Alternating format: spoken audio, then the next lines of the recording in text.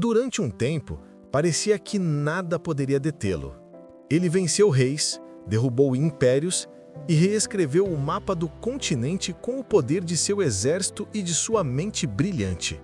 Para muitos, Napoleão Bonaparte era a personificação do gênio militar, o homem que poderia transformar a Europa em um só império. Mas no fim, o mesmo fogo que o elevou também o consumiu. A pergunta que ecoa até hoje é simples: por que Napoleão nunca conquistou a Europa? Quando Napoleão surgiu na França, o continente estava em caos. A Revolução Francesa havia derrubado reis e abalado as antigas estruturas de poder. Em meio ao caos, ele se destacou, jovem, ambicioso e com uma mente estratégica fora do comum.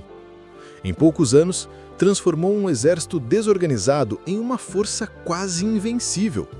Suas vitórias em Austerlitz, Ulm e Jena foram tão rápidas e brilhantes que os inimigos pareciam simples peças em seu tabuleiro de guerra. A Europa inteira começou a tremer. Reis se curvavam, impérios desmoronavam e Napoleão acreditava que o destino o chamava para algo maior: unificar a Europa sob o comando francês. Napoleão não queria apenas conquistar terras. Ele queria moldar a Europa à sua imagem. Sonhava com um continente racional, moderno, livre dos privilégios da nobreza e das velhas monarquias. Mas seu método era paradoxal. Ele tentava impor a liberdade com a força das armas.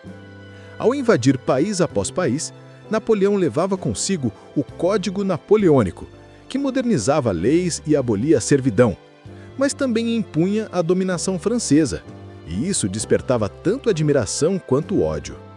Cada vitória plantava a semente de uma nova revolta.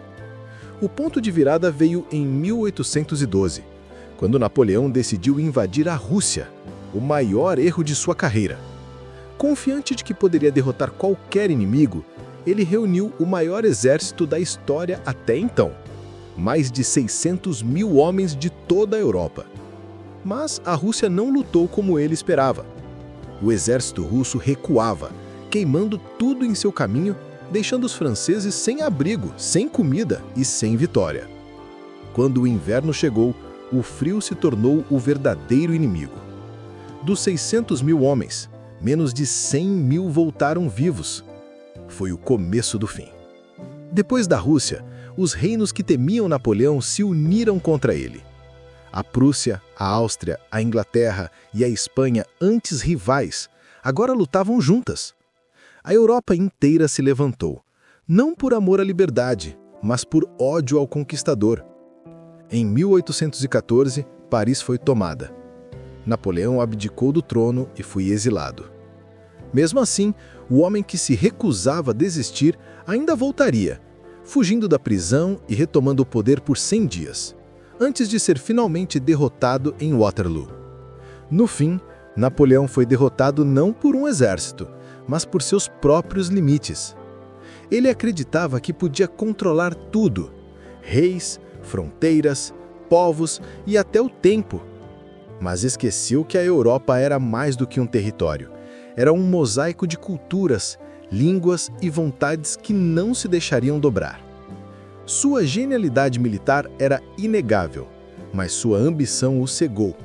Ao tentar conquistar a Europa, ele acabou despertando o espírito europeu, e os povos que antes eram divididos se uniram não por ele, mas contra ele. A história de Napoleão é uma lição sobre o poder e seus limites. Mostra que até os maiores gênios podem ser vencidos quando acreditam demais em si mesmos. Napoleão queria criar uma nova ordem mundial, mas esqueceu que nenhum império sobrevive se for construído apenas pelo medo. Sua queda foi grandiosa porque sua ambição também foi. E, paradoxalmente, sua derrota ajudou a moldar a Europa moderna, com novas ideias de liberdade, soberania e identidade nacional. Napoleão nunca conquistou a Europa porque a Europa não podia ser conquistada. Poderia ser vencida em batalha, dominada por decreto, mas nunca subjugada em espírito. Cada país, cada povo, cada língua resistiu, e essa resistência foi mais forte do que qualquer exército. No fim, Napoleão descobriu que há vitórias que destroem e derrotas que ensinam. E talvez essa seja a maior ironia da história. O homem que quis conquistar o mundo acabou conquistando apenas seu lugar eterno nos livros, não como um deus, mas como um lembrete dos limites da ambição humana.